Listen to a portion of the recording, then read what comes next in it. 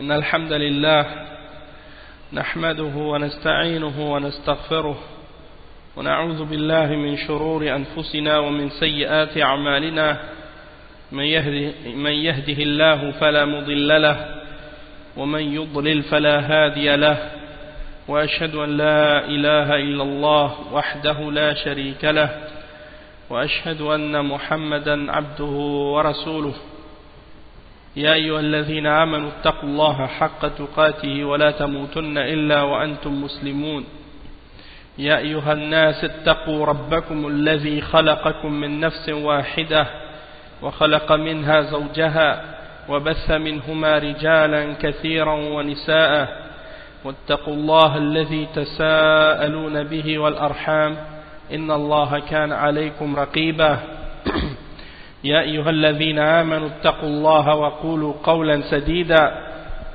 يصلح لكم أعمالكم ويغفر لكم ذنوبكم ومن يطع الله ورسوله فقد فاز فوزا عظيما أما بعد وإن خير الكلام كلام الله وخير الهدي هدي محمد صلى الله عليه وسلم وإن شر الأمور محدثاتها وكل محدثة بدعة وكل بدعة ضلالة وكل ضلالة في النار أما بعد. Donc on commence aujourd'hui le cours numéro 59 dans l'explication du résumé de Kitab al-Tawhid al-Mulakhas fi Sharh Kitab al-Tawhid. Et on est arrivé donc aujourd'hui au chapitre numéro 53 Babun Qawlu Allahumma ighfir li in shi't, c'est-à-dire le chapitre au sujet de ce qui a été dit sur le fait de dire oh Allah, pardonne-moi si tu veux. Ensuite le Cheikh Mohammed ibn Abdul Wahhab il mentionne le hadith.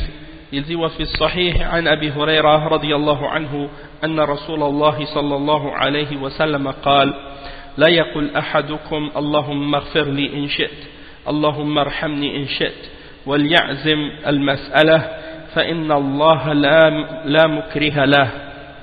ولمسلم وليعظم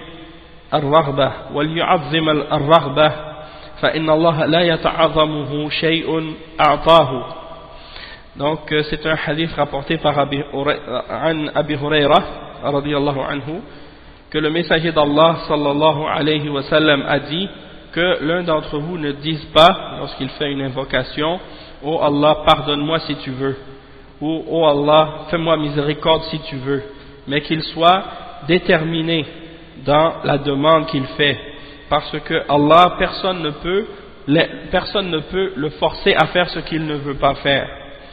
Et dans une autre narration selon l'imam Muslim, parce que le premier est rapporté par Al-Bukhari et Muslim, cette narration, la deuxième est rapportée par l'imam Muslim, et dans cette deuxième narration, cette deuxième version, ça dit وَلْيُعَظِّمَ الرَّغْبَةِ, et qu'il est وَلْيُعَظِّمَ الرَّغْبَةِ, c'est-à-dire qu'il demande ce qu'il demande avec un désir, un grand désir ou un grand besoin, parce que Allah subhanahu wa ta'ala, rien n'est trop grand pour lui lorsqu'il donne quelque chose.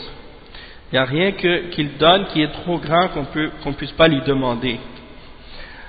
Et donc le cheikh explique maintenant, il dit munasabatu hadha al-bab li kitab at-tawhid lamma kana qawlu Allahumma ighfir li in shi't yadullu ala futur ar-raghbah وقلة الاهتمام بالمطلوب والاستغناء عن الله من ناحية يشعر بأن الله تعالى قد يضطره شيء إلى فعل ما يفعل، وفي هذين المحذورين مضادة للتوحيد،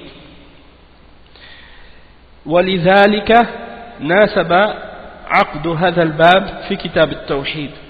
Donc le cheikh il explique que la raison pour laquelle il a mentionné ce chapitre dans Kitab al-Tawhid, c'est parce que lorsque quelqu'un dit par exemple oh Allah pardonne-moi si tu veux, ça donne l'impression ou ça implique que la personne qui demande, elle n'a pas vraiment besoin de ce qu'elle demande, ou elle donne peu d'importance à la chose demandée, et ça montre également que la personne, elle n'a pas besoin nécessairement d'Allah subhanahu wa ta'ala. Hein? C'est comme si elle dit, si tu veux, aide-moi ou pardonne-moi, ou ainsi de suite, mais si tu ne veux pas, tu ne le fais pas. Donc c'est comme si la personne, elle demande en réalité sans vraiment c'est-à-dire elle demande mais sans vraiment avoir un grand besoin de la chose dont elle demande. Elle demande de façon désintéressée. Donc ça c'est d'un point de vue. Ça c'est un des problèmes avec le fait d'invoquer Allah subhanahu wa ta'ala et de demander en disant si tu veux à la fin. Ou bien ça, d'un autre point de vue aussi, ça donne l'impression que Allah subhanahu wa ta'ala serait forcé de faire ce qu'il fait. Hein, c'est comme si, par exemple, on demande à Allah subhanahu wa ta'ala parce qu'on a peur de lui imposer quelque chose, comme si on allait le forcer en lui disant « Oh Allah, donne-moi telle chose » ou « Pardonne-moi », comme si on lui ordonnait, hein, comme si on pouvait le forcer. Et dans ces deux raisons-là, ou dans ces deux points de vue-là, il y a quelque chose qui est interdit ou qui oppose le tawhid. Et c'est pour cette raison-là que le cheikh Mohammed ibn Abdul Wahhab a mentionné ce chapitre dans Kitab al-Tawhid pour expliquer qu'est-ce qui a rapport avec cette question-là. Donc, le cheikh Al-Fawzan il explique premièrement les termes qui sont mentionnés dans ce chapitre. Babun, qawlullahi, ou bien qawl Allahumma ighfirli in shi't, ça c'est le titre. Donc le cheikh il dit ay annahu la yajuz, c'est-à-dire qu'il n'est pas permis lorsqu'on fait un dua de dire oh Allah pardonne-moi si tu veux. Et il mentionne donc par la suite fi sahih, c'est-à-dire dans as-sahihain, dans al-Bukhari et Muslim, il est attribué, donc c'est un hadith qui est rapporté selon Abu Huraira, que le prophète sallallahu alayhi wa sallam a dit قال لا يقول أحدكم, que l'un d'entre vous ne dise pas Allahumma ighfir li in shi't, hein, oh Allah pardonne-moi si tu veux, ou bien Allahumma irhamni in shi't, oh Allah fais-moi miséricorde si tu veux, hein, wal yu'zim al-mas'ala. Wal yu'zim al-mas'ala, le Cheikh Al-Fawzan il dit ay liyujzim fi talabihi wa yuhaqqiq raghbatahu wa yatayaqqan al-ijabah, c'est-à-dire que la personne qui demande, quand elle demande à Allah subhanahu wa ta'ala, qu'elle demande avec conviction, avec certitude dans sa demande, hein, avec fermeté dans sa volonté de vouloir demander, et de voir son désir ou son besoin être réalisé, et qu'elle soit certaine de la réponse et certaine que Allah va l'exaucer. Elle doit être déterminée dans sa demande, hein? Et ensuite il dit fa inna Allah la mukriha lah, parce que Allah subhanahu wa ta'ala, personne ne peut lui imposer quoi que ce soit ou le forcer à faire ce qu'il ne veut pas faire. La mukriha lah, et le cheikh il dit ay la yadtarruhu du'a'un wala ghayruhu ila fi'li shay, c'est-à-dire l'invocation qu'on fait, hein, ou quoi que ce soit d'autre ne peut forcer Allah subhanahu wa ta'ala ou imposer à Allah subhanahu wa ta'ala de faire quoi que ce soit, parce que Allah il ne fait que ce qu'il veut subhanahu wa ta'ala, selon sa sagesse, selon sa grandeur. Et il dit ensuite وَلْيُعَظِّمْ الرَّغْبَةِ بِتَجْدِيدِ الظَّا وَلْيُعَظِّمْ الرَّغْبَةِ أَنْ يُلِحَّ فِي طَلَبِ الْحَاجَةِ. Donc quand il a un besoin quelconque, eh bien qu'il demande avec insistance, qu'il demande avec son besoin, qu'il soit, qu'il fasse sentir son besoin lorsqu'il demande à Allah subhanahu wa ta'ala. ولا يتعظمه شيء أعطاه أي لا يكبر ولا يعصر عليه, c'est-à-dire que lorsque tu demandes à Allah subhanahu wa ta'ala, il faut savoir qu'il n'y a rien qui est trop grand pour Allah subhanahu wa ta'ala et il n'y a rien qui lui est difficile. Donc il ne faut pas penser comme si tu demandes à Allah subhanahu wa ta'ala que c'est trop lui demander, hein, ou que c'est quelque chose de difficile pour Allah subhanahu wa ta'ala. Et il dit ensuite والمعنى الإجمالي للحديث ينهى صلى الله عليه وسلم عن تعليق طلب المغفرة والرحمة من الله على المشيئة ويأمر بعزم الطلب دون تعليق، ويعلل ذلك بأن تعليق الطلب من الله على المشيئة يشعر بأن الله يثقله شيء من حوائج خلقه أو يضطره شيء إلى قضائها، وهذا خلاف الحق، فإنه هو الغني الحميد الفعال لما يريد، كما يشعر ذلك بفتور العبد في الطلب واستغنائه عن ربه، وهو لا غنى له عن الله طرفة عين. Donc le cheikh il dit ensuite que la signification globale de ce hadith, c'est que le prophète sallallahu alayhi wa sallam nous interdit dans ce hadith de demander le pardon ou la miséricorde à Allah subhanahu wa ta'ala en disant si tu veux. Donc tu ne vas pas demander oh Allah donne-moi telle chose si tu veux, pardonne-moi si tu veux, donne-moi la miséricorde si tu veux. Non, tu dois demander à Allah subhanahu wa ta'ala avec détermination, hein, et certitude que Allah va t'exaucer.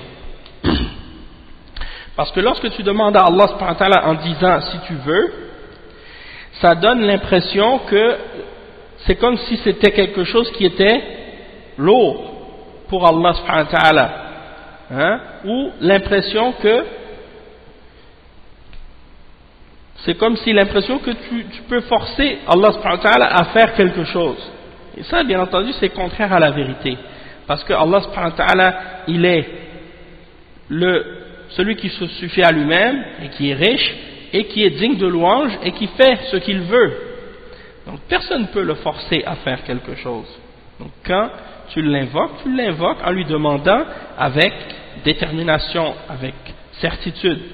Et tu lui demandes, hein, oh Allah, donne-moi, oh Allah, pardonne-moi, oh Allah, fais-moi miséricorde, oh Allah, et ainsi de suite. Et tu demandes comme ça avec, hein, certitude. Et ici aussi, ça dit que lorsque tu demandes en disant si tu veux, à la fin de ta demande, ça donne aussi l'impression que la chose que tu demandes, tu n'en as pas vraiment besoin. Ou comme si tu pouvais te passer de ton Seigneur. Hein? Si tu veux, tu me le donnes, si tu ne veux pas, donne-moi le pas. Hein? Ça m'est égal. Ça donne cette impression-là. Alors que c'est Allah subhanahu wa ta'ala qui est celui qui se suffit à lui-même et qui n'a besoin de rien, qui n'a besoin de personne et qui est le riche. Et personne ne peut se passer de lui, même pas dans un clin d'œil, hein, ou même pas une seconde, ou un instant, ou une fraction de seconde.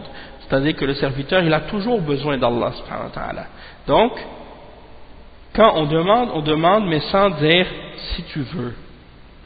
Et le cheikh il dit munasabatul hadith lil bab anna fihi an-nahya an ta'liq talab al-maghfirati min Allah bil mashi'ah. Donc dans quelle occasion on mentionne ce hadith dans ce chapitre? C'est parce que il y a dedans l'interdiction de demander à Allah subhanahu wa ta'ala le pardon ou la miséricorde en disant ou en rattachant cela à la volonté d'Allah subhanahu wa ta'ala. Et il y a également l'explication de la raison pourquoi cela n'est pas permis. Et qu'est-ce qu'on peut tirer comme point bénéfique de ce hadith? Premièrement, النهي عن تعليق طلب المطلوب من الله بمشيئته والأمر بإطلاق سؤال الله دون تقييد. Donc premièrement, l'interdiction d'accrocher la demande ou de rattacher la demande qu'on fait à Allah subhanahu wa ta'ala lorsqu'on veut quelque chose en rattachant cette demande à sa volonté. Et l'ordre de demander à Allah subhanahu wa ta'ala sans restriction, c'est-à-dire de demander sans dire insha'at, hein, c'est-à-dire tu demandes sans dire si tu veux.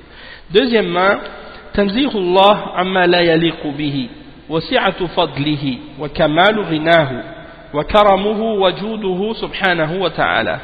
Deuxièmement, dans ce hadith, il y a également le fait de purifier Allah subhanahu wa ta'ala de ce qui ne lui convient pas, et la manifestation ou la clarification de la largesse de ses grâces et la perfection de sa richesse et du fait qu'il se suffit à lui-même, et également sa générosité, hein, subhanahu wa ta'ala.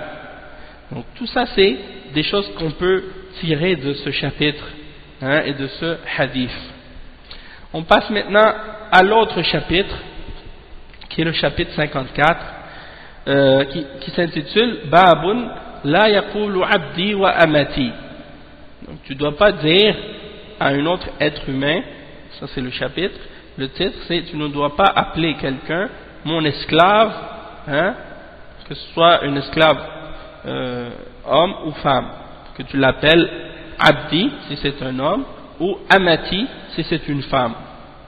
Et le cheikh il mentionne dans ce chapitre un hadith qui est rapporté également par Al-Bukhari et Muslim selon Abu Huraira radiyallahu anhu, et il dit anna Rasulallah sallallahu alayhi wa sallam قال لا يقل أحدكم أطعم ربك وابضي ربك فليقل سيدي ومولاي ولا يقل أحدكم عبدي وأمتي وليقل فتاي وفتاتي وغلامي. Donc c'est rapporté dans Al-Bukhari Muslim selon Abu Huraira radiyallahu anhu que le messager d'Allah sallallahu alayhi wa sallam a dit que nul d'entre vous ne dise, hein, nourris ton Seigneur ou ramène l'eau de ton Seigneur ou des choses de ce genre, ou lave ton Seigneur ou des choses comme ça, parce que on va l'expliquer pourquoi après, mais qu'ils disent à la place Sayyidi wa Mawlaya, c'est-à-dire qu'ils disent à la place maître, mon maître, ou bien mon, hein, c'est ça. Donc le Sayyidi wa Mawlaya, les deux c'est à peu près la même signification. Sayyidi wa Mawlaya, mon maître, hein, ou mon patron. Et qu'ils ne disent pas, ou que l'un d'entre vous ne dise pas mon esclave, ou mon esclave femelle, mon esclave mâle ou femelle, ou bien homme ou femme, mais qu'ils disent plutôt mon garçon ou ma fille, hein, mais qu'ils ne disent pas mon esclave homme ou femme. Ça c'est le hadith en question. مناسبة هذا الباب لكتاب التوحيد. Pourquoi on mentionne dans Kitab al-Tawhid un chapitre comme celui-ci? Le cheikh il dit que أن التلفظ بهذه الألفاظ المذكورة يوهم المشاركة في الربوبية فنهي عنه تأدبا مع الربوبية وحماية للتوحيد بسد الذرائع المفضية إلى الشرك. Le cheikh explique que le fait de dire ce genre d'expression ou de ce genre de parole, c'est quelque chose qui donne l'impression qu'il y a comme si il y aurait des partenaires avec Allah dans la Rububiyyah. Et on a donc été interdit d'utiliser ces mots-là ou ces termes-là par respect pour Ar-Rububiyyah, hein, et pour protéger également le Tawhid et pour fermer les portes qui peuvent amener au shirk. Parce que lorsqu'on appelle une créature Rabb, hein, ça peut donner donc l'impression que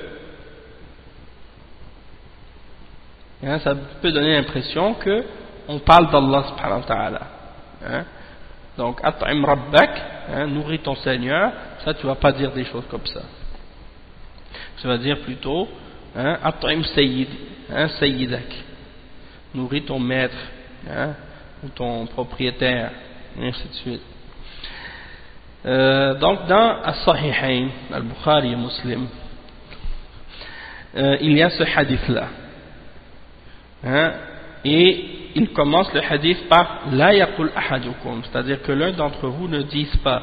La, ici c'est un la en arabe d'interdiction, la nahiya. Et le verbe qui vient après, il est majzoum par justement cela. Et le cheikh explique, il dit la yaqul bidhalika li mamlukihi, c'est-à-dire tu ne dois pas dire ça à celui qui est ton esclave ou celui que tu as comme esclave. Tu lui dis pas nourris ton seigneur, tu vas lui dire plutôt nourris ton propriétaire ou nourris ton maître. Il dit la yaqul ahadukum at'im rabbak bi fath al-hamza amrun min al-it'am. Donc c'est comme si tu ordonnais de nous, le verbe, c'est le verbe impératif de nourrir, at'im. Et waddi, c'est le verbe impératif de ramener l'eau ou bien de faire le wudu, comme on dit, hein. Waddi rabbak. Et le cheikh il dit an-nahyu fi al-mawdi'ain liman al-mudaha lillah subhanahu li'annahu huwa ar-rabb. Donc l'interdiction dans les deux exemples, c'est l'interdiction par rapport au fait de faire des ressemblances, hein, d'imiter Allah subhanahu wa ta'ala, de faire des ressemblances avec Allah subhanahu wa ta'ala, parce que c'est lui ar-rabb, c'est lui le Seigneur. Donc on n'a pas le droit d'utiliser donc ce terme-là d'une manière qui va faire qu'il y a une ressemblance entre le créateur et la créature, ou un partenariat, ou une utilisation des noms d'Allah subhanahu wa ta'ala qui lui est particulière. Donc le cheikh il dit وَهَذَا الْمَنْعِ يَخْتَصُّ فِي مَنْعِ الرُّبُوبِيَّةِ لِلْإِنسَانِ, c'est-à-dire cette interdiction-là, c'est pour empêcher que l'homme puisse avoir une part de la souveraineté ou de la souveraineté d'Allah subhanahu wa ta'ala, ou bien de la seigneurie d'Allah subhanahu wa ta'ala qui lui est particulière. Donc le cheikh il dit بخلاف غيره فيقال مثلا رب الدار ورب الدابة. Donc il dit c'est pas la même chose par exemple si quelqu'un dit رب الدار رب الدابة ou رب الأسرة, hein? C'est pas comme si tu disais par exemple le seigneur de la maison, ou le seigneur de la famille, ou le seigneur de tel animal, ou des choses comme ça, en voulant dire le propriétaire ou celui qui le possède. Si tu l'attribues ou tu l'associes avec quelque chose, comme c'est l'habitude dans la langue arabe, on dit ça par exemple en voulant dire le chef de la famille, on va dire Rabbul Usra. Le chef de la maison, ou le maître de la maison, on dit Rabbul Bayt. Donc ça c'est correct. Mais de dire Rabb comme ça et de l'attribuer à un être humain sans l'associer à quelque chose qui est courant, dans ce cas-là c'est pas permis. Parce que Rabb c'est Allah subhanahu wa ta'ala, hein? Le Seigneur c'est Allah subhanahu wa ta'ala. Donc si c'est attribué, si on utilise le terme Rabb et qu'on le met comme de façon définie, Ar-Rabb, le Seigneur, ça c'est uniquement pour Allah subhanahu wa ta'ala. Mais si on l'associe avec quelque chose comme Rabbud Dar, Rabbus Sayyara, Rabbul Usra, ça c'est, dans ce cas-là c'est permis. Et il dit ici, au lieu de dire Rabb, tu vas dire par exemple Sayyid, وَلْيَقُدْ Sayyidi, لأن السيادة معناها الرئاسة على ما تحت يده. Donc tu vas utiliser le terme Sayyid, tu vas dire Sayyidi. Et As-Siyada en arabe ça veut dire Ar-Ri'asa, c'est-à-dire ça veut dire un chef ou un patron, hein? Celui qui est le patron ou le chef et qui a des gens qui travaillent pour lui ou qui sont sous des gens il possède des gens sous sa main, hein? Il dit أيضا فهناك فرق بين الرب والسيد. Il dit il y a des différences aussi entre le terme الرب et le terme السيد. Il dit فإن الرب من أسماء الله بالاتفاق بخلاف السيد فقد اختلف في كونه من أسماء الله. Donc il y a une différence entre Ar-Rabb et As-Sayyid. Ar-Rabb, ça fait partie des noms d'Allah subhanahu wa ta'ala, et tout le monde est d'accord, tous les savants sont d'accord sur ça, il n'y a pas de divergence là-dessus. Tandis que As-Sayyid, il y a divergence sur le fait est-ce que ça fait partie des noms d'Allah ou non. Donc déjà ça c'est une première différence. Et également c'est que ala al-qawl bi annahu minha falaysa lahu min ash-shuhra wa kaffat al-isti'mal mithlu ma lir-rabb. Donc même si on disait que c'est un des noms d'Allah comme As-Sayyid, hein, que c'est un nom d'Allah, eh bien c'est pas un nom qui est aussi célèbre ou aussi utilisé que Ar-Rabb. Ar-Rabb c'est beaucoup plus connu et c'est beaucoup plus employé. Il dit ensuite wa maulay. Al-mawla yutlaqu ala ma'anin kathira minha al-malik wa huwa al-murad huna. Donc quand on dit maulay en arabe, al-mawla ça peut être utilisé pour plusieurs significations, et dans le hadith ici ça signifie le propriétaire, celui qui possède quelque chose. Et Mawla, ça peut vouloir dire le maître, ça peut vouloir dire aussi même le serviteur, hein, al-Mawla. Ça peut vouloir dire le maître et l'esclave aussi, hein, on utilise dans les deux sens, dans un sens et son contraire. Il y a des mots comme ça parfois en arabe. Il dit ensuite ولا يقول أحدكم عبدي وأمتي لأن الذي يستحق العبودية هو الله سبحانه ولأن في ذلك تعظيما لا يستحقه المخلوق. Donc quelqu'un ne doit pas dire mon esclave, hein, mon esclave homme, si c'est un homme c'est abdi, ou si c'est une femme amati. On ne doit pas dire ça, mais plutôt on dit c'est fataya ou bien fatati ou bien hulami. Ça c'est des termes qu'on peut employer à la place. Le cheikh explique pourquoi. Il dit parce que le fait d'être serviteur ou esclave, c'est uniquement pour Allah, c'est uniquement Allah subhanahu wa ta'ala qui mérite qu'on soit son esclave, hein? Et pourquoi? Parce que ça implique une sorte de respect que seul Allah subhanahu wa ta'ala mérite et que la créature ne mérite pas, hein? Les créatures ne méritent pas qu'on soit esclave pour elles. C'est seulement Allah subhanahu wa ta'ala qui mérite qu'on soit esclave de lui.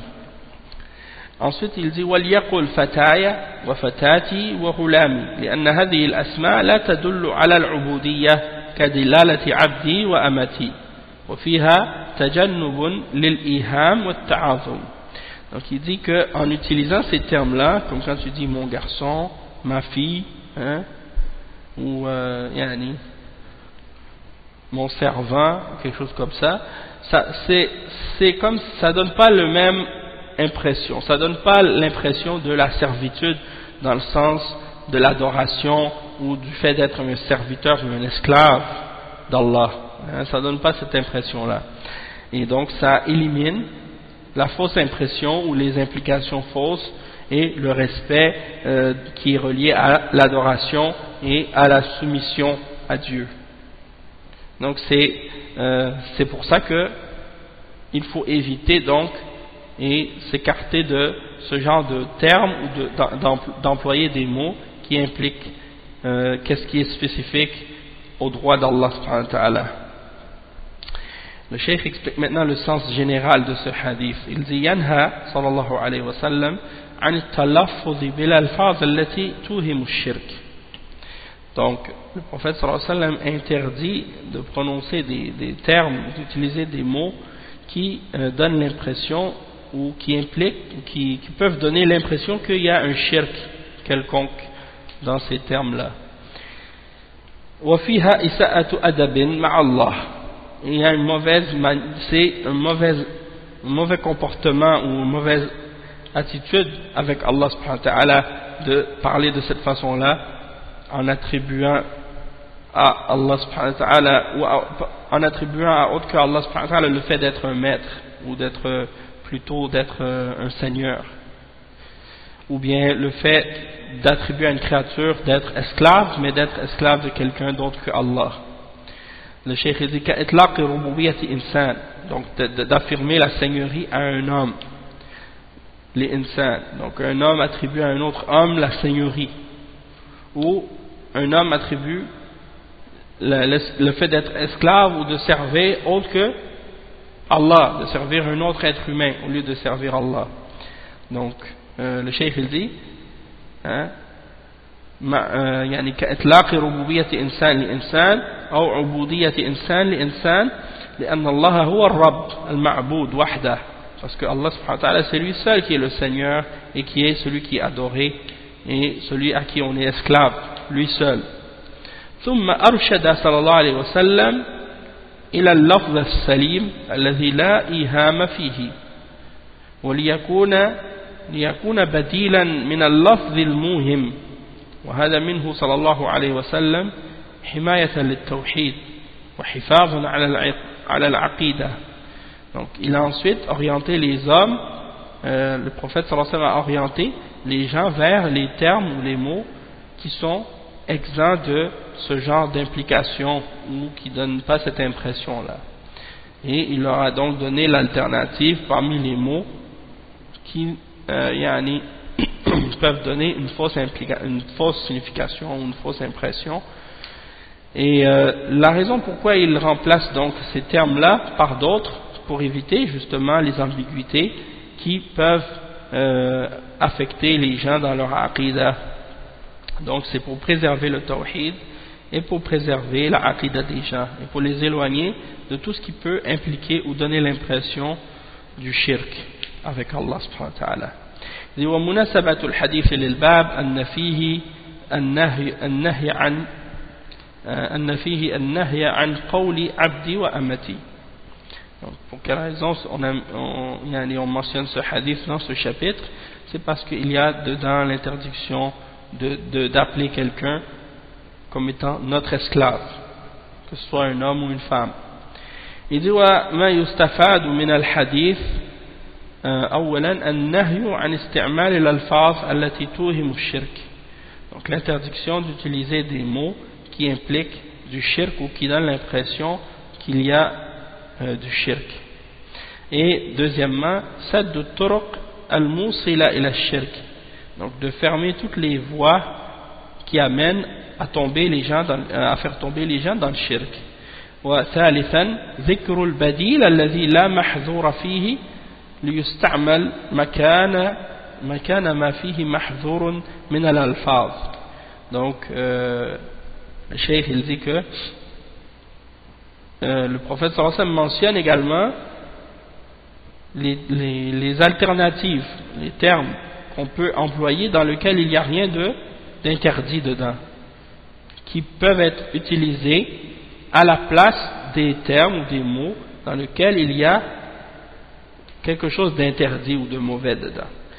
Donc ça c'est pour nous dire que même dans les mots, dans le langage qu'on emploie, lorsqu'on parle, eh bien il faut faire attention que ce qu'on dit ou les termes qu'on emploie ne contiennent pas d'expression qui impliquerait quelque chose qui soit en contradiction avec notre aqidah.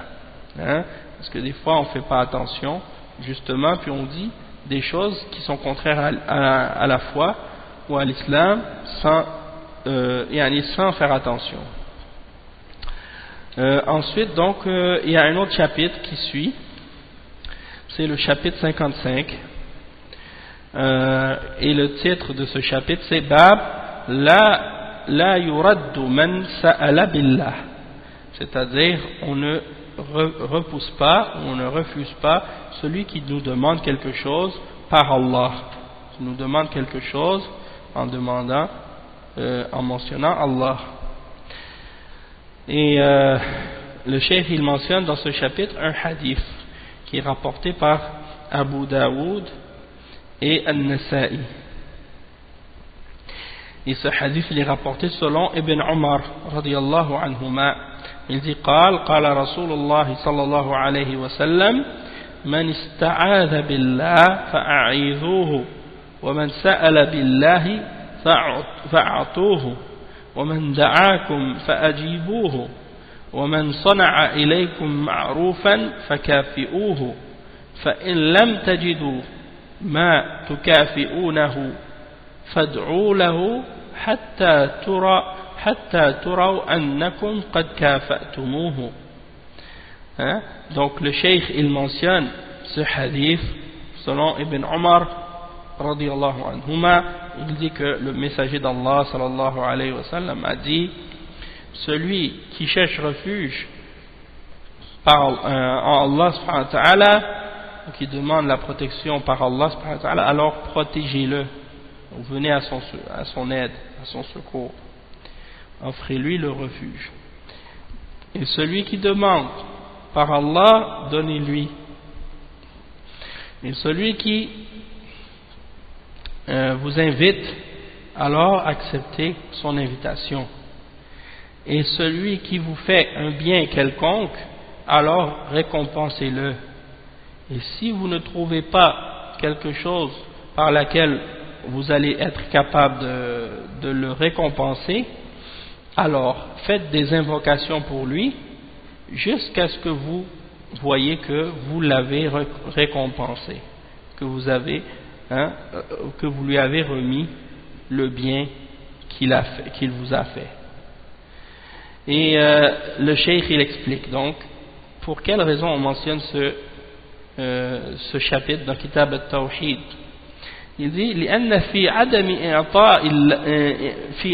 إعطاء من سأل بالله عدم إعظام الله وعدم إجلال له وذلك يخل بالتوحيد. Pourquoi on mentionne ce chapitre dans Kitab al-Tawhid? C'est parce que lorsque quelqu'un nous demande par Allah et qu'on ne lui donne pas, c'est comme si on manque de respect envers Allah subhanahu wa ta'ala.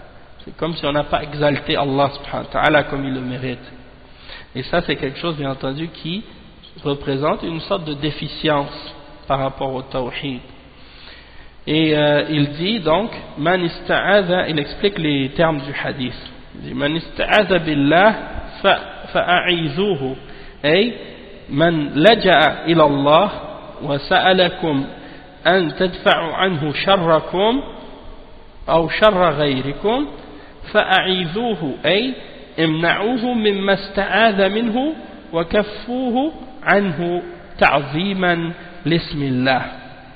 Donc celui qui vous demande, qui cherche refuge en Allah subhanahu wa ta'ala et qui vous demande de repousser de lui votre mal ou bien le mal de quelqu'un d'autre, alors protégez-le et empêchez-lui de ce mal, protégez-le de ce mal par respect pour Allah, par respect pour le nom d'Allah subhanahu wa ta'ala.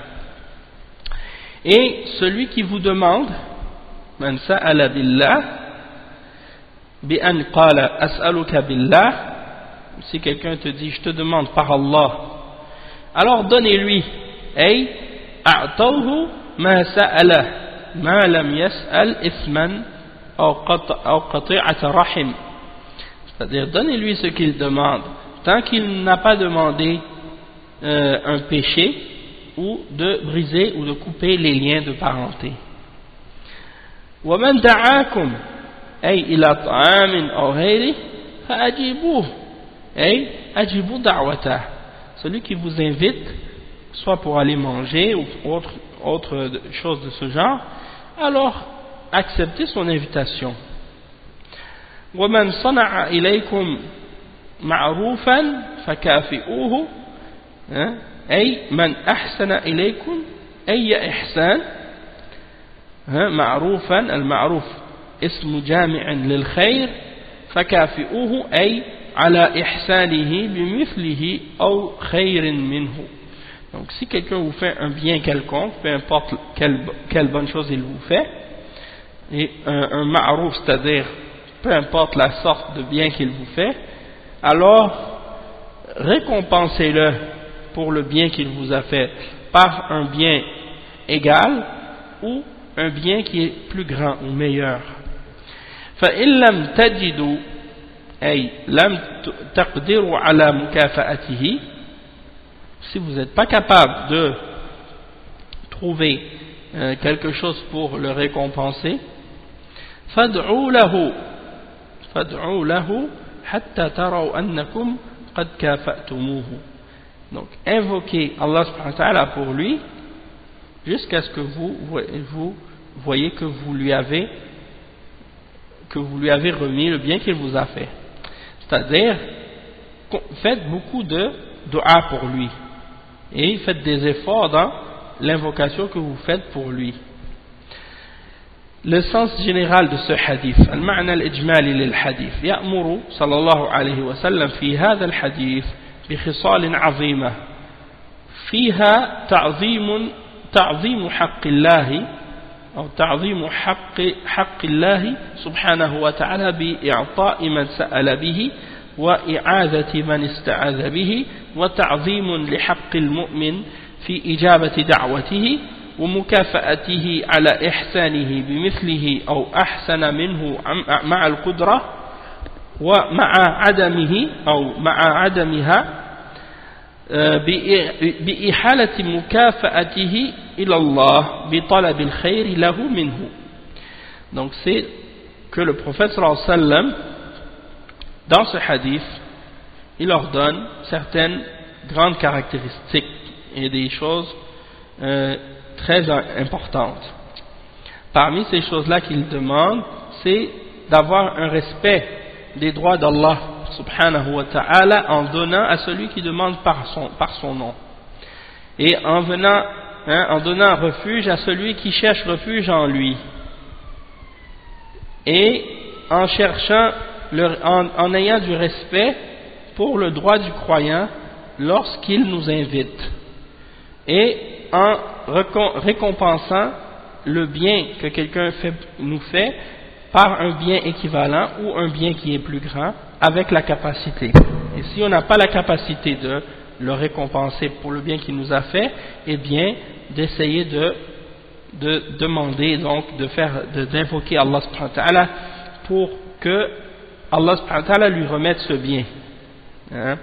ومناسبة الحديث للباب أن فيه الأمر بإعطاء من سأل بالله وعدم رده. Donc l'occasion de la mention de ce hadith dans ce chapitre, c'est parce qu'il y a dans le hadith l'ordre de donner à celui qui demande par le nom d'Allah subhanahu wa ta'ala, et de ne pas repousser la personne ou refuser la personne lorsqu'il demande par Allah, par respect pour Allah. Donc, qu'est-ce qu'on peut tirer de ce hadith? C'est comme des fois si quelqu'un vient et te demande quelque chose, je te demande par Allah, alors dans ce cas-là, par respect pour Allah, tu donnes à la personne ce qu'il te demande, tant que ça n'implique pas un péché. Ensuite, il dit ma yustafadu min al-hadith. Qu'est-ce qu'on peut tirer de ce hadith?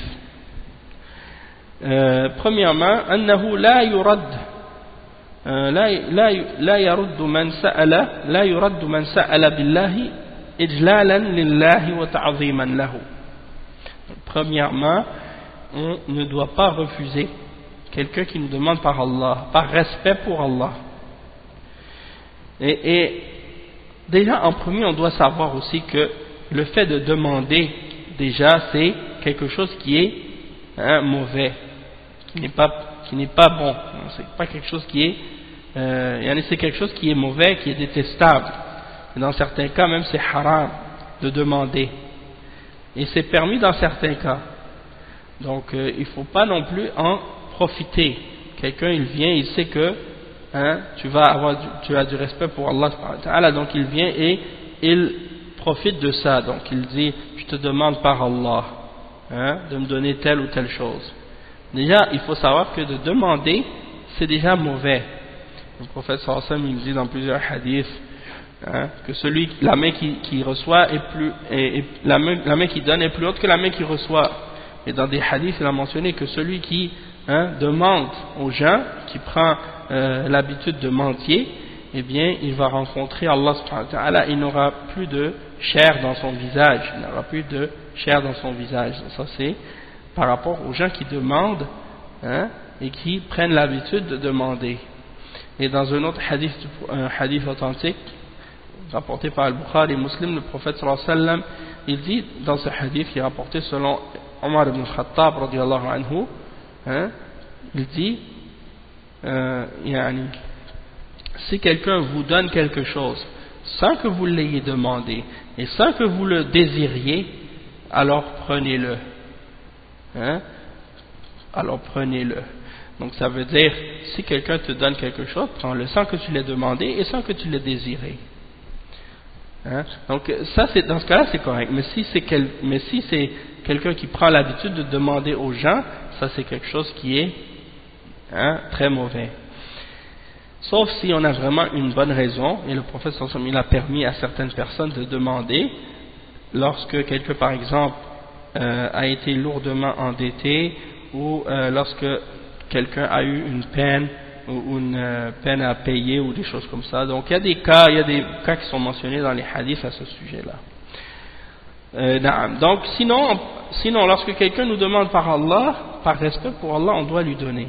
Deuxièmement, أن من استعاذ بالله وجبت إعاذته ودفع الشر عنه. Si quelqu'un nous demande par Allah subhanahu wa ta'ala, eh bien c'est obligatoire pour nous de lui venir en aide et de repousser le mal, hein, le mal que cette personne-là a, ou un mal qui lui est fait, et de le protéger. Donc, troisièmement, مشروعية إجابة دعوة المسلم لوليمة أو غيرها. Donc il mentionne que l'obligation de répondre à l'invitation du musulman pour une walima, hein, c'est-à-dire lorsque quelqu'un s'est marié, il nous invite à la fête, ou bien une aqiqa ou quelque chose comme ça.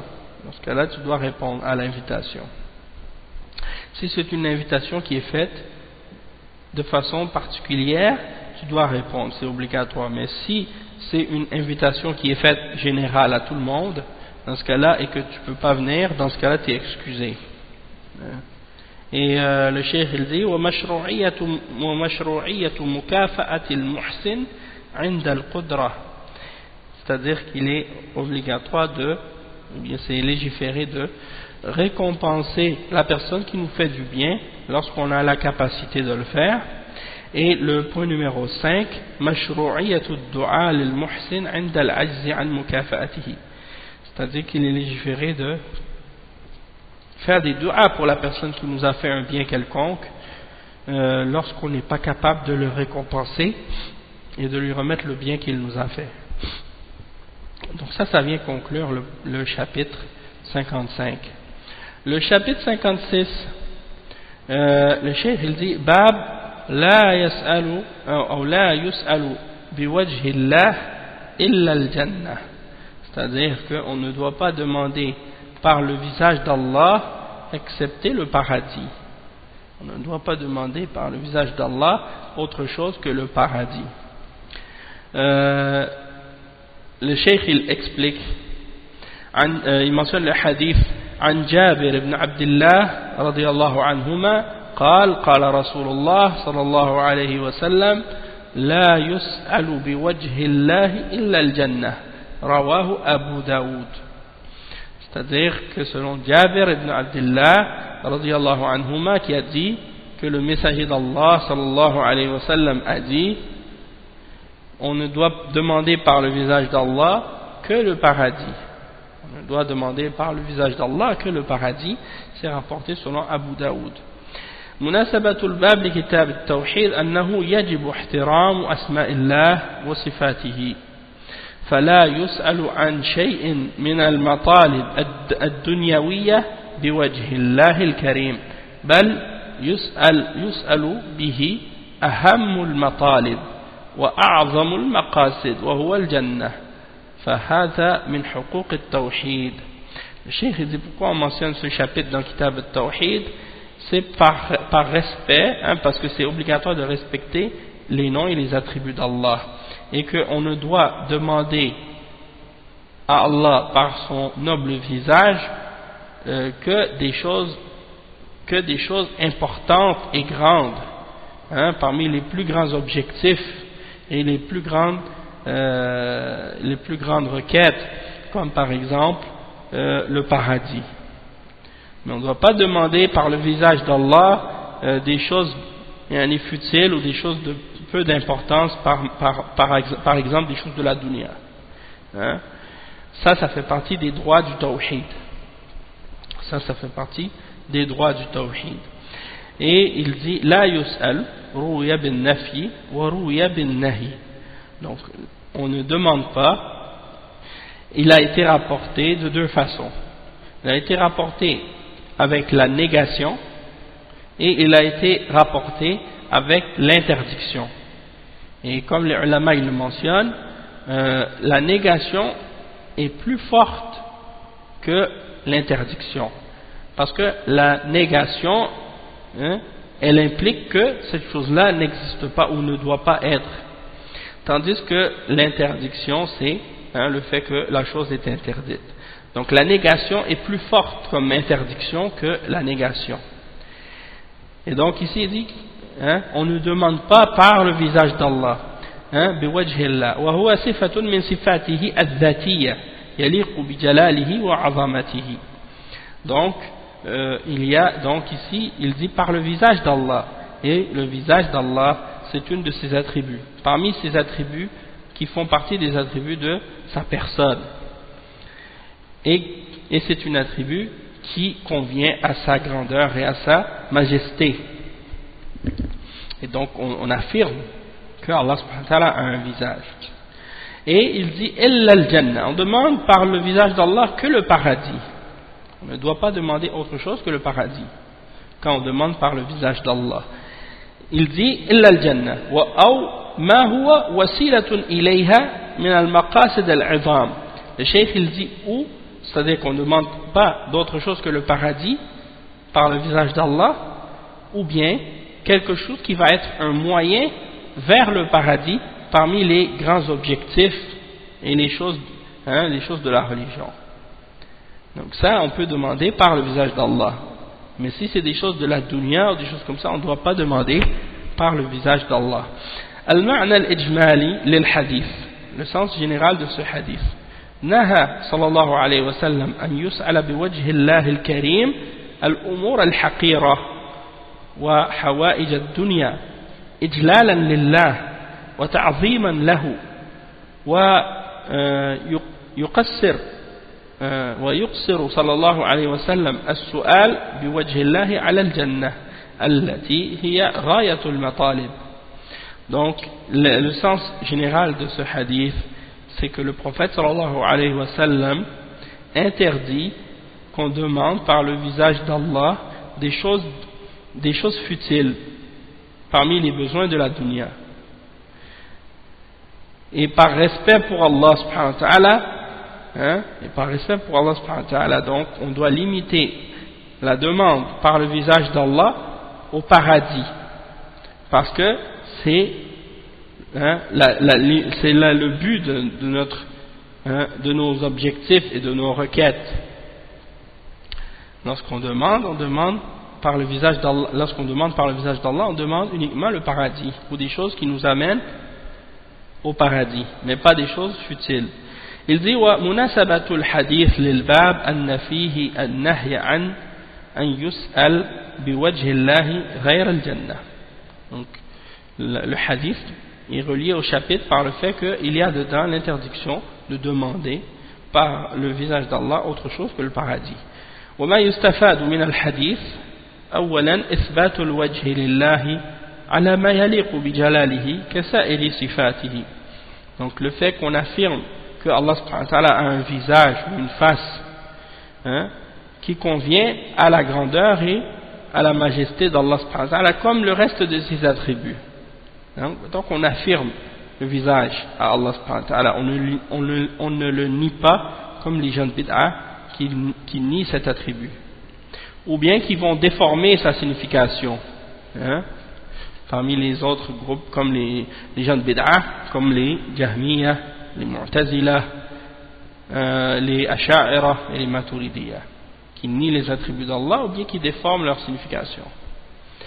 Et deuxièmement, وجوب تعظيم الله واحترام أسمائه وصفاته, l'obligation de respecter Allah et de respecter et d'exalter ses noms et ses attributs.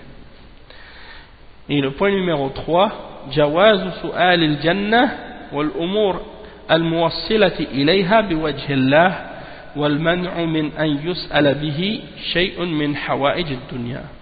Donc la permission de demander le paradis et les choses qui ramènent au paradis par le visage d'Allah, et l'interdiction de demander par le visage d'Allah des choses parmi les choses des besoins de la dunya.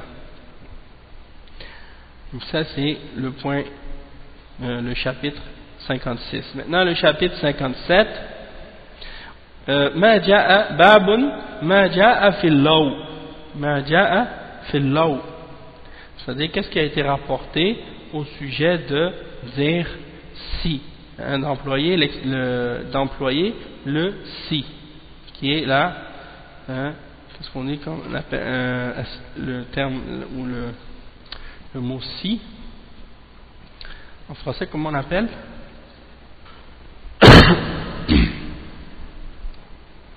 Et là,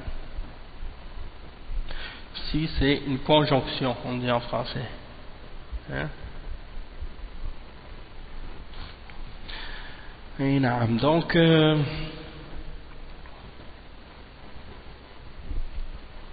en arabe on dit law, law, lam, waw. Bon, qu'est-ce qui a été rapporté à propos de al-law? Le cheikh Mohammed ibn Abdul Wahhab, il commence ce chapitre par le verset dans Surat Al-Imran, le verset 154. Dans Surat Al-Imran, donc il dit وقول الله تعالى وقول الله تعالى يقولون لو كان لنا من الأمر شيء ما قتلناها هنا وتمام الآية قل لو كنتم في بيوتكم لبرز الذين كتب عليهم القتل إلى مضاجعهم وليبتلي الله ما في صدوركم وليمحص ما في قلوبكم والله عليم بذات الصدور. Donc ça c'est le verset 154 dans Surat Al-Imran, le verset au complet qui dit rappelez-vous, le verset 153 avant ça dit rappelez-vous quand vous fuyez sans vous retourner vers personne, cependant que derrière vous le messager vous appelait, alors il vous affligea angoisse sur angoisse afin que vous n'ayez pas de chagrin pour ce qui vous a échappé, ni de revers, ni pour les revers que vous avez subis, et Allah est parfaitement connaisseur de ce que vous faites. Puis il fit descendre sur vous après l'angoisse, la tranquillité, un sommeil qui enveloppa une partie d'entre vous, tandis qu'une autre partie était soucieuse pour elle-même et avait des pensées sur Allah non conformes à la vérité, des pensées dignes de l'époque de la Jahiliya. Il disait, est-ce que nous avons une part dans cette affaire? Yaquluna law kan, ah oui c'est ça. Donc est-ce que nous avons une part dans l'affaire? C'est qu'il ne te relève pas.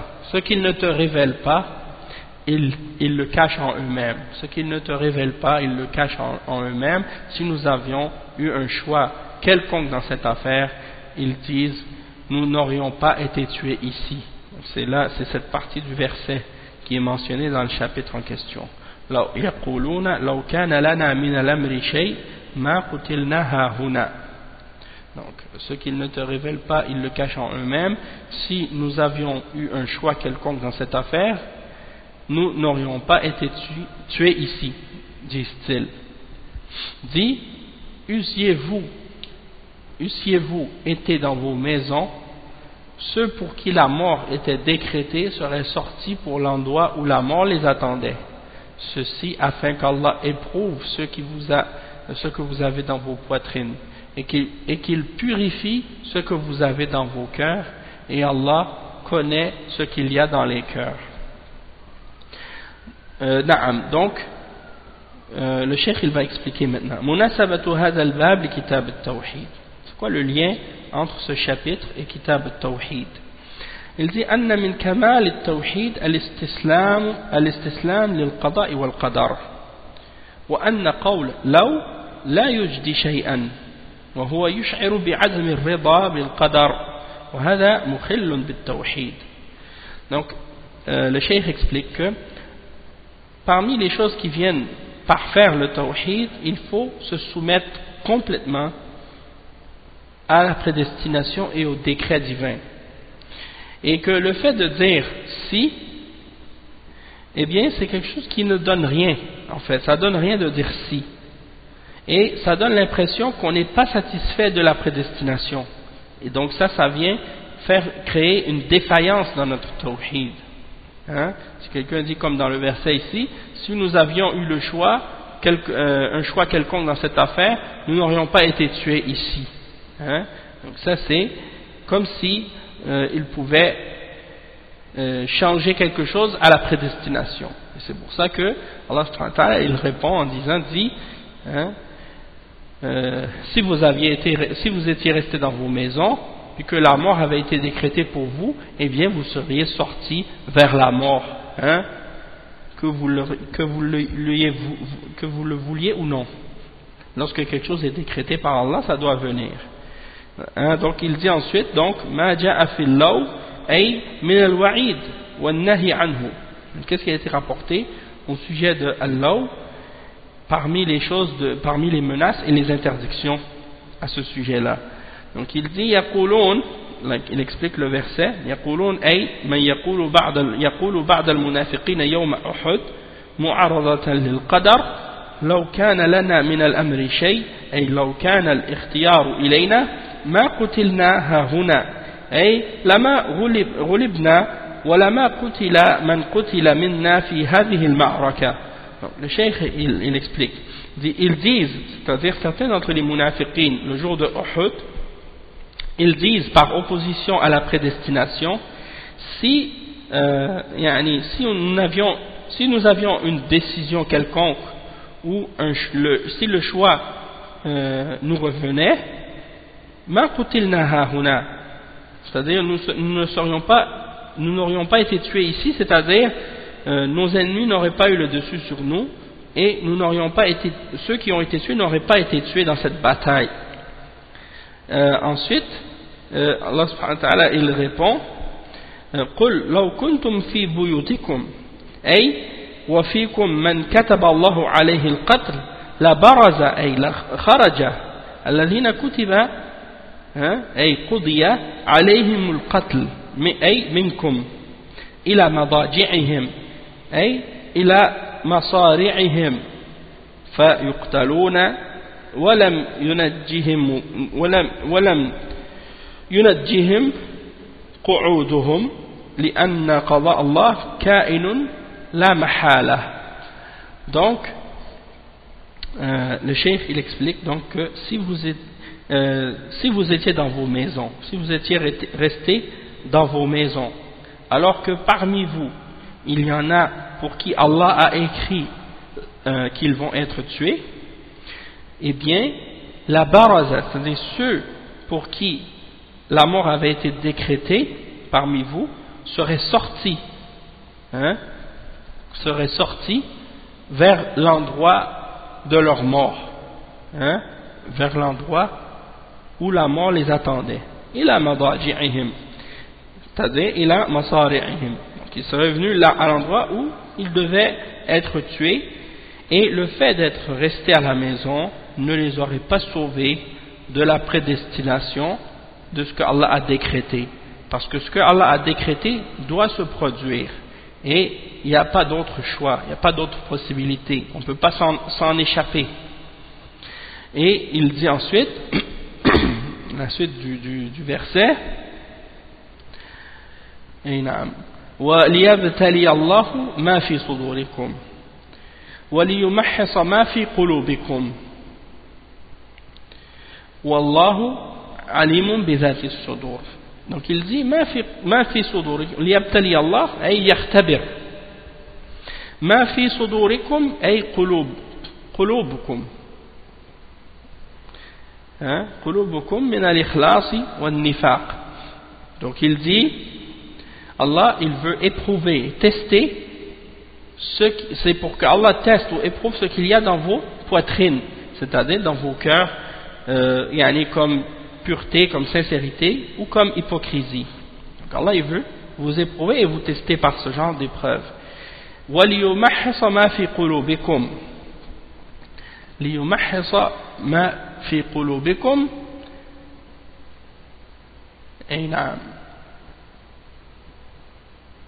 Donc c'est pour vous purifier en fait. Le cheikh il dit لِيُمَحِّصَ مَا فِي قُلُوبِكُمْ يُمَيِّزُ مَا تَنْطَوِي عَلَيْهِ مِنَ النِّيَّاتِ. Donc c'est pour distinguer ce que vous avez dans le cœur comme intention, et comme pour purifier vos intentions, pour purifier vos cœurs. Et il dit ensuite Wallahu alimun bi dhati as-sudur. Allah subhanahu wa ta'ala est certes connaissant de ce que contiennent les poitrines, de ce que contiennent les cœurs. Bima fi al-qulub fahuwa ghaniyun 'an al-ibtila' wa innama yaf'aluhu liyuzhira lin-nas wa liyatarattab 'alayhi ath-thawab wal-'iqab. Donc le cheikh il dit, donc c'est pour faire paraître ce qui est dans vos cœurs. Allah subhanahu wa ta'ala il n'a pas besoin de vous éprouver. Allah subhanahu wa ta'ala il n'a aucun besoin de vos épreuves, mais il le fait uniquement pour faire paraître aux gens les choses et pour que ce soit donc pour qu'il y ait des répercussions à ces épreuves là et pour que puisse venir par la suite la récompense pour ceux qui ont mérité la récompense et le châtiment pour celui qui a mérité le châtiment. Et il explique le sens général du verset. Il dit al-ma'na al-ijmali lil-aya yukhbiru ta'ala pardon. Donc Allah subhanahu wa ta'ala dit yukhbiru ta'ala subhanahu amma kana يكنه المنافقون يوم وقعة أحد من الاعتراض على القدر والتسخط لما وقع عليهم من الله وأنهم يقولون لو كان الاختيار والمشورة إلينا ما خرجنا ولنجونا مما حصل من الهزيمة والقتل فرد الله عليهم بأن ما حصل مقدر لا ينجي منه البقاء في البيوت والتلهف وقول لو لا يجدي شيئا. Donc le cheikh il explique le sens général. Il dit qu'Allah subhanahu wa ta'ala il fait paraître ce que cachaient les cœurs des hypocrites le jour de la bataille de Uhud, comme opposition et objection à la prédestination et comme colère contre ce qui s'est produit, et ce qui est arrivé, qui venait d'Allah subhanahu wa ta'ala, parce qu'ils disaient dans leur cœur que si on avait le choix, si on nous avait consulté, si ça revenait à nous, eh bien nous ne serions pas sortis dans cette bataille et on aurait été épargnés, on aurait été sauvés de ce qui s'est produit comme comme défaite et comme mort, parce qu'il y en a qui ont été tués. Et Allah subhanahu wa ta'ala a réfuté ces gens-là et leur a répondu en leur faisant savoir que ce qui s'est produit c'était quelque chose qui avait été prédestiné et qu'ils ne pouvaient pas s'en échapper en restant à la maison, et ils ne pouvaient pas non plus s'en échapper en disant si, parce que le fait de dire si on était resté à la maison ou des choses comme ça, ça ne sert à rien, puisque tout ce qui se produit c'est par la prédestination d'Allah subhanahu wa ta'ala. Le cheikh dit wa munasabatul ayati lil bab anna qawl law fi al-umur al-muqaddara la yajuz wa huwa min kalam al-munafiqin. Donc le verset vient nous expliquer que le fait de dire si dans les choses qui ont été prédestinées, hein, une fois que ces choses-là sont produites, c'est pas permis, et que ça fait partie des paroles des hypocrites. Il dit وما يستفاد من الآية أولا النهي عن قول لو في الأمور المقدرة لأنها تدل على التسخط على القدر وتجدد الأحزان في النفوس أما قول لو فتندما على فوات الطاعة فلا بأس به لأنه يدل على الرغبة في الخير. Donc le cheikh explique, parce que au sujet de l'utilisation et de l'emploi de dire si par exemple, ou law en arabe, il y a des cas et des situations différentes dans lesquelles on peut l'employer. Dans certains cas c'est permis, dans certains cas c'est interdit. Et donc le cheikh explique, il dit qu'est-ce qu'on peut tirer comme point bénéfique dans ce verset. Premièrement, l'interdiction de dire law dans les choses qui sont prédestinées, une fois que les choses se sont produites. Et pourquoi? Parce que ça implique que la personne qui le dit, elle est fâchée contre qu'est-ce qui avait été prédestiné, hein? Et ça ne fait que renouveler la tristesse dans les cœurs et dans les âmes, hein? Parce que c'est quelque chose qui s'est passé et que ça a été prédestiné, tu peux rien changer à ça. Même si tu vas dire là, ça va pas te faire revenir en arrière, ça va pas corriger ou changer quoi que ce soit à ce qui est arrivé. Donc dans ce cas-là, et c'est pour cette raison-là donc que c'est interdit de le dire dans ce cas-là. En ce qui concerne le fait de dire là, par regret de ce qui nous a manqué ou de ce qu'on a manqué comme obéissance ou comme bonne action, dans ce cas-là, ça c'est permis. Par exemple, si tu dis j'aurais pu faire plus de bonnes œuvres, ou plus de bonnes actions, ou plus d'adoration, ou plus de prières, hein? Ou si j'aurais eu de l'argent, j'aurais fait le hajj, ou j'aurais fait la umrah, ou je serais parti talabul ilm, ou des choses comme ça, hein? Ou quand j'étais parti à tel endroit, j'aurais pu profiter en faisant plus de ibadat, ou plus de talabul ilm, ou des choses comme ça. Ça, c'est des choses qui indiquent que tu avais envie de faire du bien, et de le dire dans ce sens-là, dans ce cas-là, c'est permis. Hein? Le cheikh il dit ensuite ومشروعية الاستسلام للقضاء والقدر وعدم تسخطه, c'est-à-dire que comme point numéro 2, il est obligatoire d'être satisfait, de se soumettre à la prédestination et au décret d'Allah, et qu'on ne doit pas être en colère contre qu'est-ce que Allah a prédestiné, ou se mettre en colère ou se fâcher vis-à-vis de la prédestination et du décret. ثالثا, point numéro 3, أن الحذر لا ينجي من القدر. Le point numéro 3, qu'est-ce qu'on peut comprendre par ce point-là, c'est que le fait de prendre des précautions, ça ne peut pas te sauver de la prédestination. C'est-à-dire, tu peux prendre des précautions, et ça, tu peux essayer d'éviter les choses où il y a des dangers ou des choses comme ça. Mais malgré tout ce que tu fais ou tout ce que tu prends comme précaution, tu dois savoir que tout ce que Allah a prédestiné va se produire, et que tu ne peux pas t'échapper de ce qui a été écrit et de ce qui a été prédestiné pour toi. Le point numéro 4, أن من كتب عليه الموت في محل فلا بد أن يذهب إليه ولو حاول الامتناع عنه. Le point numéro 4, c'est que quelqu'un, lorsque la mort a été décrétée pour lui, à un endroit quelconque, eh bien, il n'aura pas d'autre choix que d'aller à cet endroit-là, même si il essaie d'éviter ou de ne pas y aller, hein, parce que c'est quelque chose qui a été prédestiné. Ensuite, le cheikh il mentionne un autre verset. Cheikh Mohammed ibn Abdul Wahhab il mentionne un autre verset, c'est le verset 168 dans Surat Al-Imran. C'est le verset suivant. الذين قالوا لإخوانهم وقعدوا لو أطاعونا ما قتلوا الآية تمام الآية قل فادرؤوا عن أنفسكم الموت إن كنتم صادقين. Ça c'est un autre verset aussi qui parle de ce sujet-là. Et la signification de ce verset, c'est ceux qui sont restés dans leur foyer dire à leurs frères, c'est-à-dire ceux qui sont restés dans leur foyer, c'est-à-dire qui ne sont pas partis au combat, dire à leurs frères, quand ils sont revenus, s'ils nous avaient obéi, ils n'auraient pas été tués. Dis, écartez-vous donc, c'est-à-dire dis, ô Muhammad, écartez-vous donc de la mort, ou écartez-vous donc de vous la mort, si vous êtes véridique. Hein?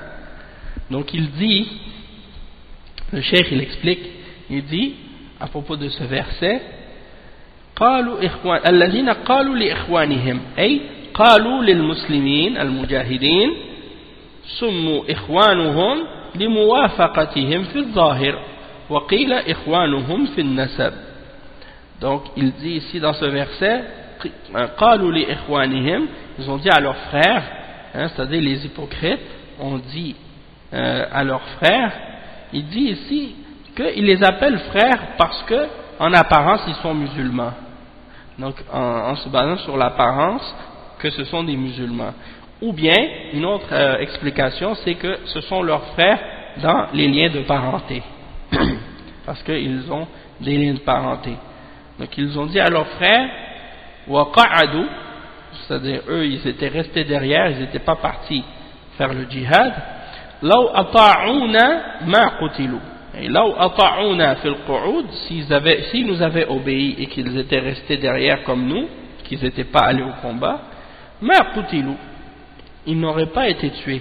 كما لم نقتل, c'est-à-dire ils n'auraient pas été tués comme nous on n'a pas été tués. قل أي لهؤلاء فادرؤوا عن أنفسكم الموت أي ادفعوه عنها إن كنتم صادقين أي في أن القعود ينجي منه.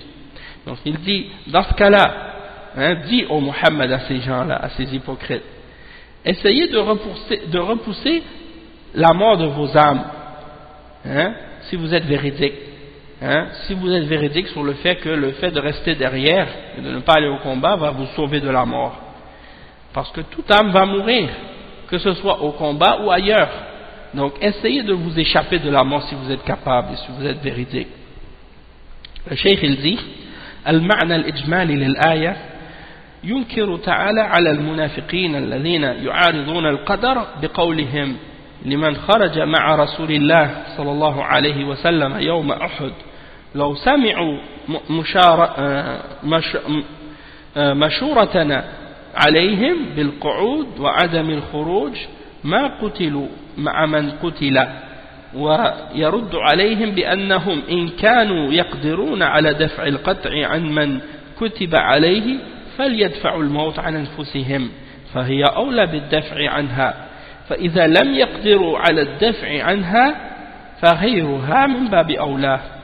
Donc le cheikh il explique que le sens général de ce verset, c'est que Allah subhanahu wa ta'ala dans ce verset là il répond et il condamne la parole des hypocrites qui se sont opposés à la prédestination par leurs paroles, hein, lorsqu'ils ont dit à ceux qui sont sortis avec le messager d'Allah le jour de Uhud que s'ils nous avaient écoutés et pris notre consultation, c'est-à-dire en ne sortant pas avec eux, qu'ils n'auraient pas été tués avec ceux qui se sont fait tuer. Et Allah subhanahu wa ta'ala leur répond en disant que si vous êtes capable de repousser si vous pensez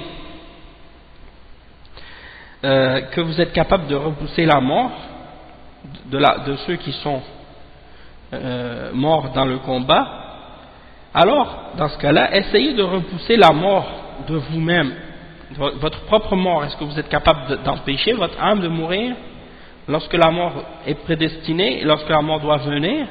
Donc si vous n'êtes pas capable de repousser la mort de vous-même, alors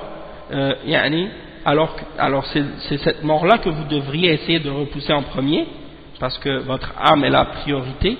Donc si vous n'êtes pas capable de le faire, eh bien, comment pourriez-vous penser que vous êtes capable de repousser la mort des autres qui sont partis au combat? Et le cheikh il dit munasabatul aya lil bab anna qawla law fi al-umur al-muqaddara min simat al-munafiqin. Pourquoi on mentionne ce verset dans le chapitre au sujet de la parole? Lorsqu'on parle, on dit si, dans les questions qui sont prédestinées, les choses qui sont prédestinées, et qu'on mentionne le si ou qu'on dit si dans ces choses-là, c'est le signe de l'hypocrisie et le signe des hypocrites. Hein? Donc des fois, par exemple, quelqu'un, il fait quelque chose parmi les actes d'adoration, selon le Coran et la Sunna, selon les règles, selon la compréhension des salafs, puis ça lui amène une épreuve quelconque ou une difficulté quelconque dans sa vie personnelle ou dans sa religion ou dans des choses qu'il fait. Allah subhanahu wa ta'ala a l'épreuve par ces choses-là, ou lorsqu'il lutte dans le sentier d'Allah ou des choses comme ça, il meurt ou il se fait blesser ou des choses comme ça. Eh bien les hypocrites disent, ah tu vois, s'il n'aurait pas fait telle chose, il n'aurait pas eu ça, ou s'il n'était pas sorti, il n'aurait pas été tué ou des choses de ce genre. Eh bien ça c'est les caractéristiques des hypocrites. Bien entendu, c'est pas comme par exemple les gens de bid'a comme les takfiriyin ou les khawarij à notre époque qui pensent qu'ils font le djihad alors que qu'est-ce qu'ils font, c'est juste de la destruction et du désordre sur la terre, et qui eux sortent soi-disant comme ils se prennent pour des mujahidines alors que ce ne sont pas des mujahidines mais ce sont des mufsidines, ce sont des corrupteurs, des gens qui font la corruption et le désordre, et eux qui leur arrivent des ennuis par la suite ou qui se font tuer, et bien ceux-là ils n'ont pas de, bien entendu ils n'ont pas de récompense, ce ne sont pas des mujahidines, ce ne sont pas des martyrs, puisque ce qu'ils font est en opposition avec l'islam. Ceux qui font du terrorisme ou des choses comme ça, ce qu'ils font c'est pas en accord avec l'islam, et les ulama ne supportent pas ce qu'ils font, et ils leur ont pas donné la permission pour faire ce qu'ils font, et les dirigeants ne leur ont pas donné la permission de faire ce qu'ils font. Donc ceux-là ils rentrent pas dans cette catégorie-là. Et ceux qui leur disent par exemple de ne pas sortir, on ne peut pas dire comme ce que ce qu'on dit par rapport aux gens qui ont dit à ceux qui sont sortis à l'époque du prophète sallallahu alayhi wa sallam, que c'est ceux qui leur disaient si vous n'étiez pas sortis, vous n'aurez pas été tués. C'est pas la même chose que ce que disaient les hypocrites à l'époque, puisque aujourd'hui lorsqu'on dit à quelqu'un par exemple va pas à tel ou tel endroit où ces gens-là appellent les gens à aller au nom du djihad, que ce qu'ils font, eux ils prétendent que c'est le djihad, et que les ulama ont mentionné que c'est pas le djihad et qu'il ne faut pas y aller, eux ils essaient d'utiliser ce genre de verset là pour essayer de dire ah ces gens là sont des munafiqin, parce qu'ils nous disent que si on n'était pas allé on n'aurait pas eu tel ou tel problème ou telle épreuve. Donc ça c'est pas la même chose.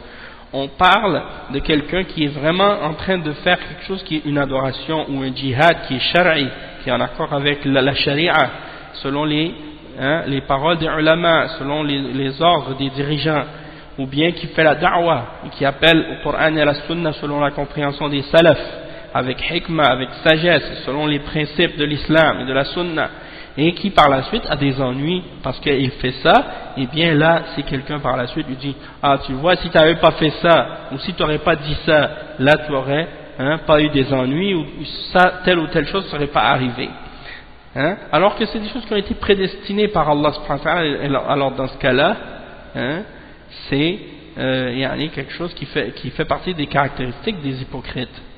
Et le cheikh il dit wa ma yustafadu min al-aya, qu'est-ce qu'on peut tirer de ce verset? أولا التحذير من قول لو على وجه المعارضة للقدر والتأسف على المعاصي.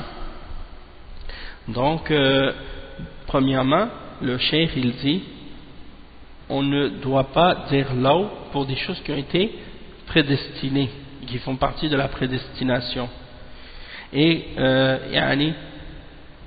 والتأسف على المصائب, c'est ça, على المصائب. Donc lorsque un malheur nous atteint, eh bien on ne doit pas commencer à dire non ou à dire si, par exemple tu dis ah mais j'ai été avec ma voiture, je roulais et puis j'ai frappé quelqu'un et la personne elle est morte. Tu vas pas dire par exemple ah mais si j'aurais tourné à gauche ou si j'aurais tourné à droite ou si j'étais sorti 5 minutes plus tard ce serait pas arrivé. Non, ça c'est des choses qui ont été prédestinées par Allah subhanahu wa ta'ala, et donc ça fait partie du qadar, et donc on n'a pas à faire des objections à qu'est-ce qui a été prédestiné ou à émettre des suppositions ou des choses comme ça et à dire si dans des cas comme ça, parce que ça peut nous amener à renier ou à repousser ou à s'objecter à la prédestination, Et ça c'est, bien entendu, quelque chose qui est grave. Le point numéro 2, le cheikh il dit أن مقتضى الإيمان الاستسلام للقضاء والقدر وأن عدم الاستسلام له من صفات المنافقين. Donc le point numéro 2, c'est que parmi les choses qui font partie de ce qui implique la foi, il y a le fait de se soumettre à ce qui a été décrété et ce qui est prédestiné par Allah subhanahu wa ta'ala. Et que le fait de ne pas se soumettre à la prédestination, ça fait partie des caractéristiques des hypocrites. Et le point numéro 3, مشروعية مجادلة المنافقين وغيرهم من أهل الباطل لإبطال شبههم وضحض أباطيلهم. Donc le cheikh il dit la législation, le fait qu'il est ordonné de débattre contre les hypocrites et autres parmi les gens de la fausseté pour détruire leurs shubuhat, et leurs faux arguments, et pour réduire à néant leur fausseté et leurs mensonges. Donc ça c'est très important. Ensuite, le cheikh il termine ce chapitre par un hadith qui est rapporté par l'imam Muslim et également dans la musnad de l'imam Ahmad. Le cheikh il dit وفي الصحيح عن أبي هريرة رضي الله عنه أن رسول الله صلى الله عليه وسلم قال احرص على ما ينفعك واستعن بالله ولا تعجز وإن أصابك شيء فلا تقل لو أني فعلت كذا لكان كذا وكذا ولكن قل قدر الله وما شاء فعل فإن لو تفتح عمل الشيطان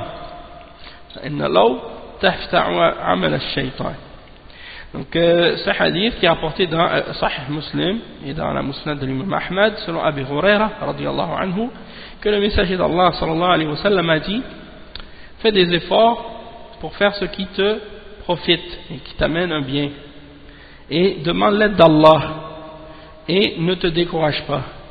Et s'il t'arrive quelque chose ou un malheur quelconque, ne dis pas: si j'avais fait telle chose, eh bien il serait arrivé telle ou telle chose. Mais plutôt dis ce que Allah a prédestiné ses produits, et ce qu'il veut, c'est ce qui il fait ce qu'il veut. Ce que qaddar Allah wa ma sha'a fa'al. C'est-à-dire ça c'est quelque chose que Allah a prédestiné pour moi et il fait ce qu'il veut. Il dit pourquoi? Parce que si tu dis lorsque tu dis si, ça ouvre la porte au travail du shaitan. Ça ouvre le travail du shaitan. Le cheikh explique, premièrement, il dit ce hadith rapporté par l'imam Muslim, c'est sahih.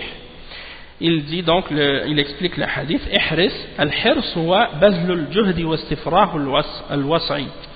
Donc, al-hirs, c'est le fait de faire beaucoup d'efforts, et de dépenser tout ce qu'on a comme capacité pour faire quelque chose.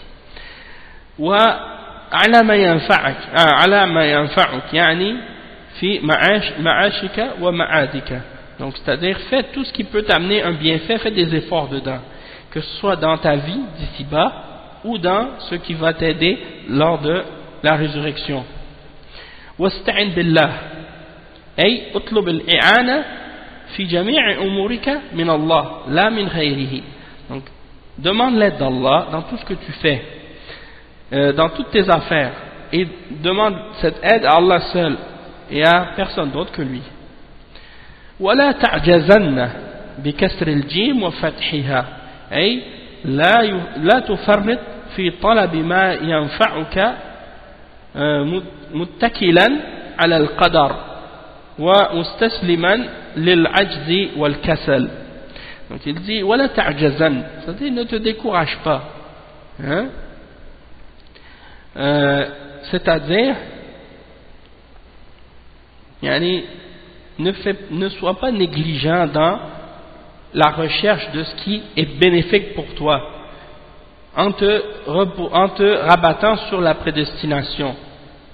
Tu dis ça sert à rien que je fasse des efforts parce que de toute façon je vais juste avoir ce qui est prédestiné pour moi. Non, tu dois faire preuve de courage et tu dois faire des efforts. Tu ne dois pas te décourager puis te faire preuve de paresse. Donc tu dois être déterminé.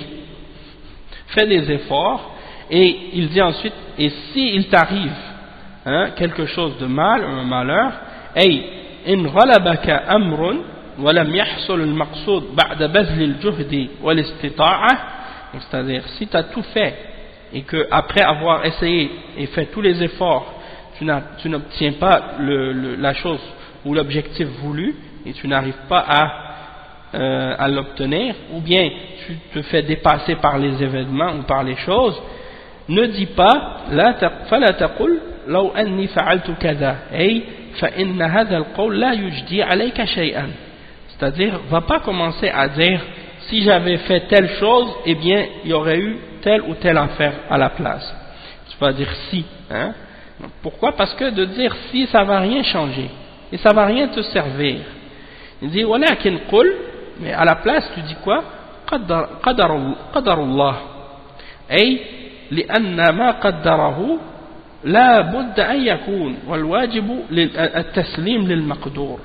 Donc tu dis mais ça c'est ce que Allah a prédestiné, et ce que Allah a prédestiné ça doit se produire, et toi c'est obligatoire pour toi de t'y soumettre.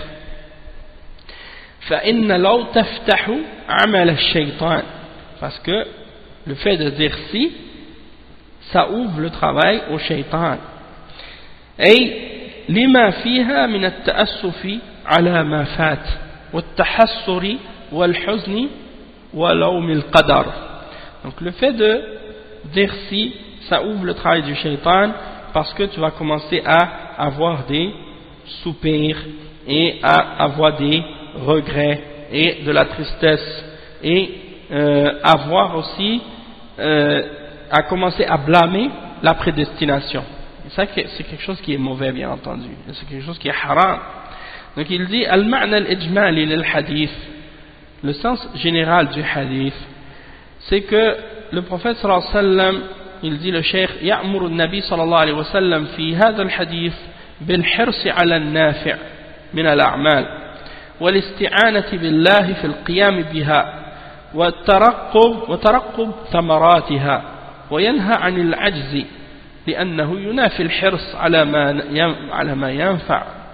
ولما كان الإنسان معرضا أو معرضا للمصائب في هذه الدنيا أمر بالصبر والتحمل وعدم التلوم بقول لو أنني تركت لأن ذلك لا يجدي شيئا مع أنه يفتح على الإنسان ثغرة لعدوه الشيطان يدخل عليه منها فيحزنه. Le cheikh il dit donc que la signification générale de ce hadith c'est que le prophète sallallahu alayhi wa sallam dans ce hadith il ordonne de faire preuve de faire des efforts pour dans nos actions pour faire ce qui est bénéfique pour nous-mêmes et de demander l'aide d'Allah subhanahu wa ta'ala dans l'application de ces choses-là, de ces actions-là ou de ces actions-là ou de ce travail, et d'essayer de voir les fruits de cette action-là, qu'est-ce qu'ils vont être, et il nous interdit de faire preuve de paresse ou de se décourager, parce que ça c'est quelque chose qui vient en opposition avec le fait de faire des efforts pour obtenir ce qui est bénéfique. Et également il faut savoir que l'être humain il est sujet à être atteint par toutes sortes de malheurs ou de difficultés dans la dunya, et donc il est ordonné d'être endurant et de supporter les épreuves et de ne pas commencer à blâmer à se blâmer lui-même ou à blâmer le qadar en disant par exemple oh si j'avais pas fait ça il n'y aurait pas eu telle affaire, ou si j'avais fait ça il n'y aurait pas eu ça, ou ainsi de suite, parce que le fait de dire ce genre de paroles et de dire si de cette manière, eh bien ça ouvre la porte à son ennemi le shaitan. et le shaitan réussit par la suite à entrer par cette porte-là et il fait entrer la tristesse dans son cœur par la suite à cause de ça. Donc il dit مناسبة ذكر الحديث في هذا الباب أن فيه النهي عن قول لو عند نزول المصائب وبيان ما يترتب على قولها من المفسدة. Donc pourquoi on mentionne ce hadith dans ce chapitre? C'est parce qu'il y a l'interdiction de dire law lorsqu'il y a un malheur qui nous touche. Et ça nous explique également les conséquences négatives sur le fait de dire law dans ces situations-là et dans ces questions-là. Le cheikh il termine donc en mentionnant des points bénéfiques par rapport à ce chapitre. Il dit ما يستفاد من الحديث الحث على الاجتهاد في طلب النفع العاجل والآجل ببذل أسبابه. Donc le fait qu'il y a une incitation à faire des efforts dans la quête de ce qui est bénéfique pour nous dans cette vie d'ici-bas ou bien dans l'au-delà, et de faire des efforts donc pour faire les causes nécessaires pour obtenir ce qui est bénéfique pour nous. Le point numéro 2, وجوب الاستعانة بالله في القيام بالأعمال النافعة والنهي عن الاعتماد على الحول والقوة. C'est-à-dire l'obligation de demander l'aide d'Allah subhanahu wa ta'ala dans les choses qu'on fait parmi les actions bénéfiques, et l'interdiction de s'en remettre uniquement à notre force personnelle ou à nos moyens personnels, et au travail qu'on fait. C'est-à-dire que même si on fait quelque chose par nous-mêmes, parmi les choses qui sont bénéfiques, il faut mettre notre confiance et demander l'aide d'Allah. Mettre notre confiance à Allah et demander l'aide d'Allah subhanahu wa ta'ala.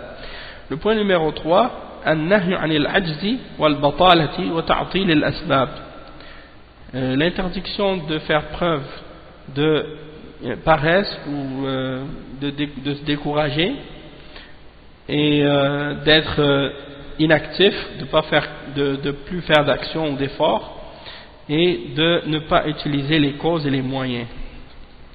Le point numéro 4, إثبات القضاء والقدر وأنه لا ينافي بذل الأسباب والسعي في طلب الخيرات. Donc le point numéro 4, c'est d'affirmer la prédestination et le décret divin, et que ce n'est pas quelque chose qui vient en opposition avec le fait de faire des efforts, et de chercher les causes et de faire des efforts pour arriver à obtenir qu'est-ce qui est bon, qu'est-ce qui est bien. Le point numéro 5, وجوب الصبر عند نزول المصائب. L'obligation de faire preuve d'endurance et de patience lorsque descendent les épreuves et les difficultés.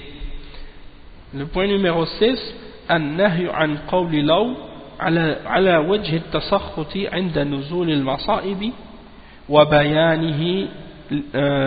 وبيانه ومفسدتها. C'est-à-dire l'interdiction de dire si, dans le sens d'être en colère contre ce qui d'être en colère contre ce qui descend sur nous comme malheur, et l'explication des effets néfastes du fait de dire law, qu'est-ce que ça ramène comme conséquence. Et le point numéro 7 qui est le dernier, التحذير من كيد الشيطان, c'est-à-dire l'avertissement contre les ruses du shaitan. Donc ça c'est les points, les choses dans lesquelles on n'a pas le droit d'utiliser le terme si.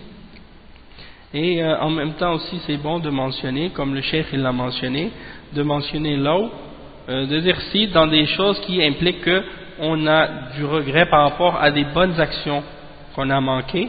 Dans ces choses-là, ça c'est pas interdit. Ou bien d'utiliser si par rapport à des choses qu'on veut faire dans l'avenir, dans des choses qu'on veut faire dans l'avenir. Comme si par exemple quelqu'un dit donc si j'ai de l'argent l'année prochaine, je vais aller faire la Umrah, je vais aller faire le Hajj. Ou si j'ai de l'argent l'année prochaine suffisamment, ben je vais aller au Yémen, ou je vais aller en Arabie Saoudite, ou je vais aller en Égypte, ou dans un pays musulman pour faire la hijra, ou pour aller étudier la langue arabe, ou étudier la charia d'Allah, ou des choses de ce genre. Ou si j'ai les moyens, l'année prochaine, je vais me marier. Hein? Je vais faire des choses comme ça. Donc, ça, dans ce sens-là, de dire si, c'est permis. Parce que c'est des choses qui ont rapport avec l'avenir, et on espère faire ces choses-là. Hein? Et ces choses-là sont reliées à certaines causes parfois, et si ces causes-là sont présentes, on va essayer de le faire. Tandis que d'utiliser le terme si par rapport à des choses qui ont été prédestinées, qui se sont produites, ça c'est pas permis. Et si c'est par rapport à des choses qui ont rapport à un malheur qui nous a atteint, non plus ça c'est pas permis, et on a expliqué pourquoi dans le cours. Donc on va s'arrêter ici pour aujourd'hui, Inch'Allah, et puis on continuera la suite au cours prochain bi'idhnillah. سبحانك اللهم وبحمدك أشهد أن لا إله إلا أنت أستغفرك وأتوب إليك بارك الله فيكم وجزاكم الله خيرا والسلام عليكم ورحمة الله وبركاته وصلى الله وسلم على نبينا محمد وعلى آله وصحبه أجمعين.